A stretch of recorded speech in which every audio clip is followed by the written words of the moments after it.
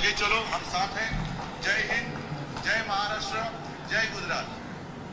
हे आताची उभाट आहे त्यांच्या अधिकृत पेजवर आहे आणि गुजराती भाषेतच आहे, त्यामुळे त्याच्यामध्ये काय म्हटलं आहे, पण मी जे बोललो ते केवळ आणि केवळ या ठिकाणी त्या समाजाने त्या ठिकाणी सर्व पुण्यातल्या लोकांसाठी काम केलं म्हणून त्यांची प्रशंसा केलेली आहे। बाकी याच्यामुळे पण सगळ्यात आधी मी जय हिंद म्हणालो, जय महाराष्ट्र म्हणालो, ही दोन वाक्य माझ्यासाठी